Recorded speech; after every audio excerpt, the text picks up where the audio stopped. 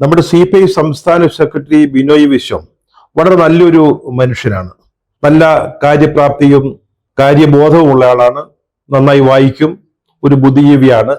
പക്ഷെ അദ്ദേഹത്തിന് പത്രവായന തീരെ കമ്മിയാണെന്നാണ് തോന്നുന്നത്.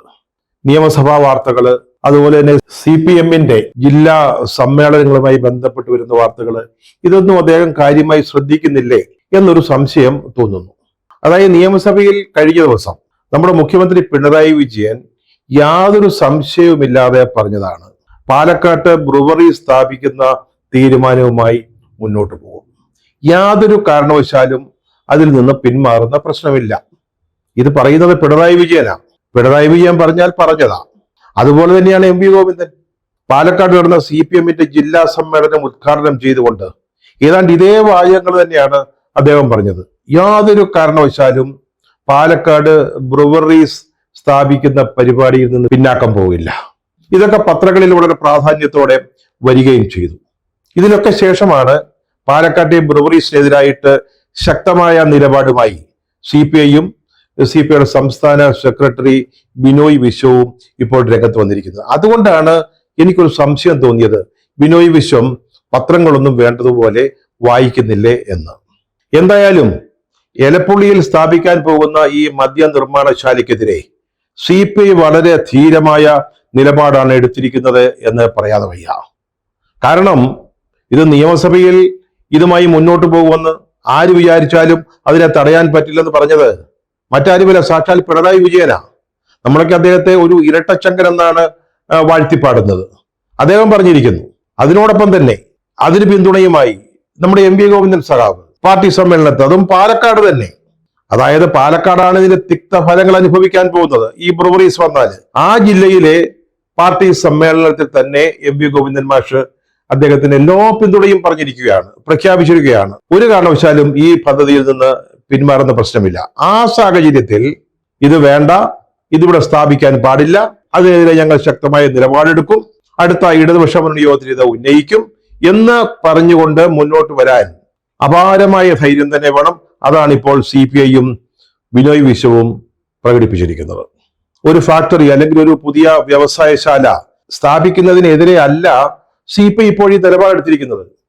അതായത് ഇപ്പോൾ പാലക്കാട് ജില്ലയില് കുടിവെള്ളത്തിനും കൃഷി ആവശ്യത്തിനും അവിടുത്തെ വെള്ളം തികയുന്നില്ല. അപ്പോഴാണ് ദിനം പ്രതി 5 ലക്ഷം ലിറ്റർ വെള്ളം ജല അതോറിറ്റി നൽകണമെന്ന ഒരു ഉപാധിയിൽ അവിടെ ഒരു പുതിയ മദ്യനിർമ്മാണശാല വരുന്നത്. അതിനെയാണ് എതിർക്കുന്നത്. മനുഷ്യനെയും പ്രകൃതിയെയും കുടിവെള്ളത്തെയും മറന്നുകൊണ്ടുള്ള ഒരു പദ്ധതി, അത് ഏത് വികസന പദ്ധതിയാണെങ്കിലും അംഗീകരിക്കാൻ വയ്യ എന്ന ഒരു നിലപാടാണ് CPI-യും ബിനോയ് വിശ്വവും സ്വീകരിച്ചിരിക്കുന്നത്. പാർട്ടിയുടെ നിർവാഹക സമിതി യോഗമാണ് ഈ തീരുമാനമെടുത്തിരിക്കുന്നത്. ചെറിയ കാര്യമൊന്നുമല്ല. പാലക്കാട് ജില്ലാ കമ്മിറ്റിയും മലമ്പുഴ മണ്ഡലം കമ്മിറ്റിയും ഈ പുതിയ പദ്ധതിയെ എതിർത്തിരിക്കുകയാണ്. ഈ തീരുമാനം വന്നതിന് ശേഷം ആദ്യം മനസ്സിൽ തോന്നിയ ഒരു സംശയം, CPI-യെ സംബന്ധിച്ചിടത്തോളം ഇത്തരം വിഷയങ്ങളിൽ ഒരു തീരുമാനം ഉണ്ടായതിനു ശേഷമാണോ ലൈറ്റ് കത്തുക എന്നുള്ളതാണ്. ഇത് പലപ്പോഴും ഇത് സംഭവിക്കുകയാണ്. ഇത് മന്ത്രിസഭാ യോഗം ചർച്ച ചെയ്ത് തീരുമാനിച്ചതാ. ആ മന്ത്രിസഭയില് CPI-ക്ക് 4 വിട്ടുമിടുക്കന്മാരായ മന്ത്രിമാരുണ്ട്. എന്നിട്ട് അവര് ഇത് ചർച്ചയ്ക്ക് വന്നപ്പോൾ അല്ലെങ്കിൽ ആലോചിച്ചപ്പോൾ അവരെന്തെടുക്കുകയായിരുന്നു? അവിടെ ഈ എതിരഭിപ്രായം പറയേണ്ടതല്ലേ? ഇപ്പൊ മന്ത്രിമാര് പറയുന്നത് നിർവാഹക സമിതിയിൽ അവര് വിശദീകരിച്ച കാര്യമാ, പത്രവാർത്തകളിൽ കേട്ടതാ. അതായത് ഇത് ആദ്യമായിട്ട് മന്ത്രിസഭയിൽ ചർച്ചയ്ക്ക് വന്നപ്പോൾ തന്നെ ഞങ്ങള് എതിർപ്പറിയിച്ചതാണ് എന്നാണ്. അപ്പൊ എന്താ ഇപ്പൊ ഇടതുമുന്നണിയിൽ നടക്കുന്നത്? CPI-യുടെ നിലപാടുകൾക്ക് അല്ലെങ്കിൽ അവരുടെ എതിർപ്പിന് അല്ലെങ്കിൽ അവര് പറയുന്ന ഒരു അഭിപ്രായത്തിന് ഈ മുന്നണിയിൽ യാതൊരു വിലയുമില്ലേ? മന്ത്രിമാര് പറഞ്ഞാൽ പോലും കേൾക്കുകയില്ല എന്നുള്ളതാണ്. അപ്പൊ ഈ മന്ത്രിസഭാ തീരുമാനം എന്ന് പറയുന്നത് CPM-ന്റെ മാത്രം തീരുമാനമാണോ? അല്ലെങ്കിൽ മറ്റു മന്ത്രിമാര് തലകുലുക്കി കൊടുക്കാൻ വേണ്ടി മാത്രമുള്ളവരാണോ?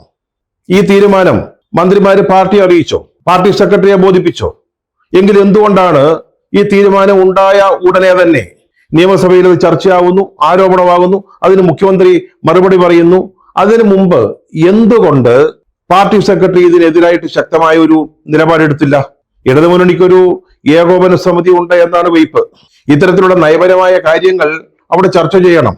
നയപരമെന്ന് പറയുമ്പോൾ ഒരു ഫാക്ടറി സ്ഥാപിക്കുന്നതിനെ കുറിച്ച് മാത്രമല്ല, ഒരു ജില്ല വളരെ രൂക്ഷമായ ജല ദൗർലഭ്യം നേരിടുമ്പോൾ അവർക്ക് ഉപയോഗിക്കാനുള്ള വെള്ളമെടുത്ത് ഒരു മദ്യ നിർമ്മാണ ശാല തുടങ്ങുന്നതിനെ കുറിച്ചാണ്.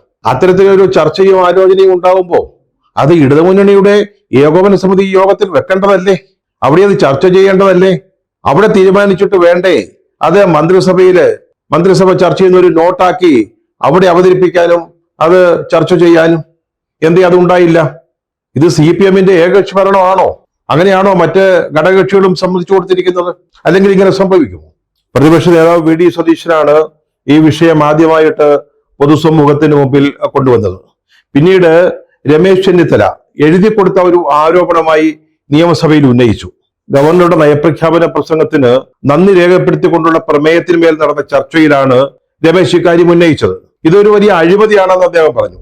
വൻതോതിലുള്ള അഴിമതി. ഇത് പാലക്കാട് നടന്ന ഉപതെരഞ്ഞെടുപ്പിൽ CPM-ന് ലഭിച്ച സാമ്പത്തിക സഹായത്തിനുള്ള ഒരു പ്രത്യുപകാരം എന്നാണ് പ്രതിപക്ഷം ആരോപിക്കുന്നത്. അത് ശരിയാണോ എന്ന് നമുക്കറിഞ്ഞുകൂടാ. എന്താണെങ്കിലും ഇതിന്റെ പിന്നിൽ വലിയ തോതിലുള്ള അഴിമതി ഉണ്ട് എന്ന് നമ്മുടെ രമേശ് ചെന്നിത്തല പറഞ്ഞതാ. അപ്പോഴാണ് ഇത് സംബന്ധിച്ച വളരെ കൃത്യമായ നിലപാടുമായി തന്റെ മറുപടി പ്രസംഗത്തിൽ പിണറായി വിജയൻ വന്നത്. ഇത് നടപ്പാക്കുമെന്ന് ഉറപ്പിച്ചു പറയുക മാത്രമല്ല അദ്ദേഹം ചെയ്തത്. അദ്ദേഹം ഒരു കാര്യം കൂടെ പറഞ്ഞു. ഇതുപോലെ സമാനമായ നിർദ്ദേശങ്ങളുമായി ആരെങ്കിലും മുന്നോട്ട് വന്നാൽ അവർക്കും അനുമതി നൽകുക തന്നെ ചെയ്യും. എലപ്പുള്ളിയിലെ ബുർബറീസിനെതിരായിട്ട് നിലപാടെടുക്കുന്നവർക്കൊരു മുന്നറിയിപ്പായിരുന്നു പിണറായി വിജയന്റെ ആ വാക്കുകൾ. അദ്ദേഹം മറ്റൊന്നുകൂടി പറഞ്ഞു. ഇത് ഞങ്ങൾ വെറുതെ അങ്ങ് തീരുമാനിച്ചതല്ല. 2022-23 മദ്യനയത്തിൽ വളരെ കൃത്യമായിട്ട് പറഞ്ഞിട്ടുണ്ട് ഇത്. അതായത് ഒരു ബ്രുവറി ആരംഭിക്കുന്നത് സംബന്ധിച്ച് നിലവിലുള്ള യോഗ്യതയുള്ളവര് ആരെങ്കിലും മുന്നോട്ട് വരികയാണെങ്കിൽ അവർക്ക് അതിനുള്ള അനുമതി കൊടുക്കണം, അല്ലെങ്കിൽ കൊടുക്കുമെന്ന് ഈ നയത്തിൽ പറഞ്ഞിട്ടുള്ളതാ. അത് CPI-ക്കുള്ള ഒരു ഓർമ്മപ്പെടുത്തലായിരുന്നു, വിനോവിഷത്തിലുള്ള ഒരു ഓർമ്മപ്പെടുത്തലായിരുന്നു. നിങ്ങൾ ഈ നയം വായിച്ചിട്ടില്ലേ? നിങ്ങൾ കൂടെ അറിഞ്ഞില്ലേ ഈ നയം അംഗീകരിച്ചതും നാട്ടുകാരുടെ മുമ്പിൽ വെച്ചതും? നമ്മൾ ഇതിൽ പറഞ്ഞിട്ടുള്ള നയമനുസരിച്ചാണല്ലോ പുതിയ ബ്രുവറീസിന് അനുമതി കൊടുത്തിരിക്കുന്നത്. അപ്പൊ നിങ്ങൾ എവിടെ പോയിരിക്കുകയായിരുന്നു? അത് CPI-ക്കെതിരായിട്ടുള്ള പരോക്ഷമായ ഒരു ചോദ്യം കൂടെയാണ്. 600 കോടി രൂപയുടെ പദ്ധതിയാ. ഇത് നടപ്പായാൽ 650 പേർക്ക് നേരിട്ട് തൊഴിൽ കിട്ടും. ഒരു 2500 പേർക്ക് പരോക്ഷമായ തൊഴിലും ലഭിക്കും. അതിന്റെ ഒരു 75% പാർട്ടിക്കാരെ കയറ്റാൻ പറ്റും. നമ്മൾ അതിനുവേണ്ടി ഒരു പദ്ധതി കൊണ്ടുവരുമ്പോഴാണ് CPI ഈ രണ്ടാമത്തെ കക്ഷിയാ. അവര് ഈ പ്രകൃതിയുടെയും കുടിവെള്ളത്തിന്റെയും ഭൂമിയുടെയും ഒക്കെ പേരില്, അല്ലെങ്കിൽ മനുഷ്യന്റെ പേരില് ഇത്തരത്തിലുള്ള പ്രവർത്തനങ്ങൾക്ക്, വികസന പ്രവർത്തനങ്ങൾക്ക് വിലങ്ങ് തടിയായി വരുന്നത്. ബ്രുവറീസിനെ എതിർക്കുന്നവരെ വികസനത്തിന്റെ വഴിമുടക്കികളെന്നാണ് CPM ഇപ്പോൾ പറയുന്നത്. അത് ഈ തീരുമാനം വന്നതോടെ CPI-ക്കും ബാധകമായിരിക്കുകയാണ്. നമ്മുടെ എക്സൈസ് മന്ത്രി MP രാജേഷ് കഴിഞ്ഞ ദിവസം മറ്റൊരു ആരോപണം പറഞ്ഞു. അതായത് കർണാടകയിലെ ഒരു കോൺഗ്രസ് നേതാവിന്റെ ഡിസ്റ്റിലറിയിൽ നിന്നാണ് കേരളത്തിലേക്ക് സ്പിരിറ്റ് ഒഴുകുന്നത് എന്ന്. അദ്ദേഹം തെളിവുകളൊന്നും പറഞ്ഞില്ല. അദ്ദേഹം ഒരു അടിയങ്ങ് അടിച്ചു. ഒരു കോൺഗ്രസ് നേതാവിന്റെ ഡിസ്റ്റിലറിയിൽ നിന്നാണ് ഇത് വരുന്നതെന്ന്. അത് കോൺഗ്രസ്സുകാർ ഇതിനെ എതിർത്തുകൊണ്ടാ. അപ്പോ CPI ഓർക്കേണ്ട ഒരു കാര്യമുണ്ട്. നിങ്ങൾ ഈ നിലപാടുമായി മുന്നോട്ട് പോവുകയാണെങ്കിൽ ഈ സ്പിരിറ്റ് കൊണ്ടുവരുന്ന ടാങ്കർ ലോറികൾ അവിടുത്തെ ഏതെങ്കിലും CPI നേതാക്കളുടേതാണെന്ന് ഇവർ കഥമെനയും അത് പ്രചരിപ്പിക്കുകയും ചെയ്യും. അതൊന്ന് സൂക്ഷിച്ചോണം. ഇത്രയും കാലം കൂടെ കിടന്നിട്ടും CPI-ക്ക് CPM-ന്റെ ഇക്കാര്യത്തിലുള്ള സ്വഭാവം മനസ്സിലായിട്ടില്ല എന്നാണ് തോന്നുന്നത്. അവര് പ്രതിപക്ഷത്തായിരിക്കുമ്പോൾ, അല്ലെങ്കിൽ LDF പ്രതിപക്ഷത്തായിരിക്കുമ്പോൾ ഏത് വികസന പദ്ധതി കൊണ്ടുവന്നാലും അത് അഴിമതിയാ, ഏത് പദ്ധതി വന്നാലും. അതേസമയം അവര് ഭരണത്തിലെത്തുമ്പോൾ ഏത് പദ്ധതിയും അതിൽ അഴിമതിയുള്ള പദ്ധതിയാണെങ്കിലും അതൊരു വികസന പദ്ധതിയായിട്ട് മാറും. ഏറ്റവും അടുത്ത ഉദാഹരണം നമ്മുടെ വിഴിഞ്ഞം തുറമുഖമാണ്. അതിപ്പോ കമ്മീഷൻ ചെയ്യാൻ പോവുക. അത് ഉമ്മൻചാണ്ടി സർക്കാരിന്റെ കാലത്ത് അവര് കൊണ്ടുവന്ന പദ്ധതിയാ, അവരാരംഭിച്ചതാ. അവരുടെ കാലത്താണ് അതിന്റെ നിർമ്മാണ ഉദ്ഘാടനം നടന്നത്. അന്ന് 5500 കോടി രൂപയുടെ ഈ പദ്ധതി 5000 കോടി രൂപയുടെ അഴിമതിയാണെന്നാണ് പ്രചരിപ്പിച്ചത്. 2016 ഏപ്രിലിലെ ദേശാഭിമാനിയുടെ ഒരു ഹെഡിങ് ഇപ്പോഴും ഓർക്കുന്നു. 5000 കോടി രൂപയുടെ ഭൂമി തട്ടിപ്പ്, കടൽ കൊള്ളയും. അങ്ങനെയാണ് ഈ പദ്ധതി അന്ന് അവർ വിശേഷിപ്പിച്ചത്. അതിനുശേഷം മത്സ്യബന്ധനത്തിന് മരണമണി, കടലിൽ കണ്ണുനീരിന്റെ ഉപ്പ് എന്നിങ്ങനെ ഭാവനാസമ്പന്നമായ എത്രയെത്ര ശീർഷകങ്ങളാണ് വിഴിഞ്ഞം പദ്ധതിയെ എതിർക്കുന്നതിന് അവര് ഉപയോഗിച്ചത്. ഇപ്പൊ പിണറായി വിജയൻ അധികാരത്തിൽ വന്നതിന് ശേഷം, മുഖ്യമന്ത്രി ആയതിനു ശേഷം വിഴിഞ്ഞം പദ്ധതി ഒരു വികസന പദ്ധതിയായിട്ട് പെട്ടെന്ന് മാറി. നേരത്തെയുള്ള കരാറിലോ തീരുമാനങ്ങളിലോ നിബന്ധനകളിലോ യാതൊരു മാറ്റവും വരുത്തിയിട്ടില്ല. അതാണ് തന്നെയാണ് ഈ തുറമുഖം ഉണ്ടാക്കുന്നത്. പെട്ടെന്ന് ഇതൊരു വികസന പദ്ധതിയായിട്ട് CPM-ന്റെ മുമ്പിൽ മാറുകയാണ് ചെയ്തത്.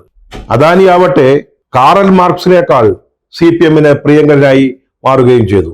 ഇന്നിപ്പോ വിഴിഞ്ഞം പദ്ധതിയുടെ പിതൃത്വം ഏറ്റെടുത്തുകൊണ്ട് അത് ഞമ്മള എന്ന രീതിയിൽ മേനി നടിച്ചു നടക്കുകയാണ് CPM അല്ലെങ്കിൽ CPM-ന്റെ നേതൃത്വത്തിലുള്ള ഇടതുമുന്നണി സർക്കാർ. നെടുമ്പാശ്ശേരി വിമാനത്താവളത്തെ പറ്റി ബിനോയ് ഓർക്കുന്നില്ലേ? സിയാൽ അന്ന് എന്തായിരുന്നു CPM-ന്റെ നിലപാട്? അതിനെതിരെ നെടുമ്പാശ്ശേരി വിമാനത്താവളത്തിനെതിരെ അതിശക്തമായ സമരം നയിച്ചവരാ അന്ന് CPM-ന്റെ ഒരു പ്രധാന നേതാവ്. ഇന്നിപ്പോൾ അദ്ദേഹം ഷെഡില്ല.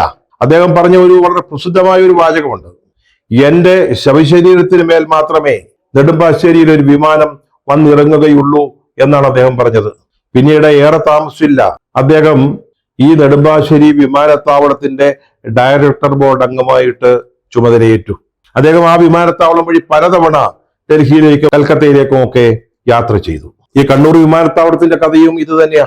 2016 ഫെബ്രുവരിയിൽ അവസാന ദിവസങ്ങളിലാ ആദ്യത്തെ പരീക്ഷണ പറക്കലിനായിട്ട് അവിടെ വിമാനം ഇറങ്ങുകയാ.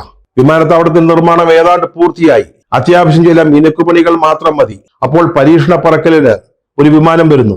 ആ പറക്കലിന്റെയും കൂടെ അടിസ്ഥാനത്തിലാണ് അവസാന ജോലികൾ തീർക്കേണ്ടത്. അപ്പോൾ ആ വിമാനത്താവളത്തിന്റെ പുറത്ത് EP ജയരാജന്റെ നേതൃത്വത്തിൽ ഒരു വലിയ പ്രക്ഷോഭം നടക്കുകയായിരുന്നു. ഇപ്പൊ വിമാനത്താവളത്തിന്റെ റൺവേയുടെ നീളം 2450 അടിയാ. അത് 3150 അടിയാക്കി വർദ്ധിപ്പിക്കാതെ ഈ വിമാനത്താവളം തുറക്കാൻ CPM അനുവദിക്കില്ല എന്ന് പ്രഖ്യാപിച്ചുകൊണ്ടായിരുന്നു സമരം. പറഞ്ഞല്ലോ 2-3 മാസം കഴിഞ്ഞാൽ ആ വിമാനത്താവളം കമ്മീഷൻ ചെയ്യാമായിരുന്നു. പക്ഷെ മനഃപൂർവ്വം അത് ചെയ്തില്ല. അങ്ങനെ ചെയ്താൽ അത് UDF-ന്റെ ക്രെഡിറ്റിൽ വന്നു പോകുമല്ലോ. അതുകൊണ്ട് 2 കൊല്ലം കഴിഞ്ഞിട്ടാണ് അതിന്റെ ഉദ്ഘാടനം നടത്തിയത്. അത്രയും കാലം അത് വെറുതെ കിടന്നു.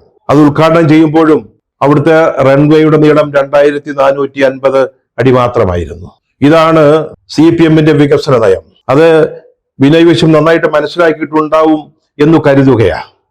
വിനയ് വിശ്വത്തോട് വ്യക്തിപരമായി സ്നേഹമുള്ളത് കൊണ്ട് പറയുകയാ, ഈ എലപ്പുള്ളിയിലെ ബ്രൂവറീസിനെതിരായിട്ട് ഇതുപോലെ ഒരു പരസ്യ നിലപാടെടുക്കുന്നത് വളരെ സൂക്ഷിച്ചു വേണം.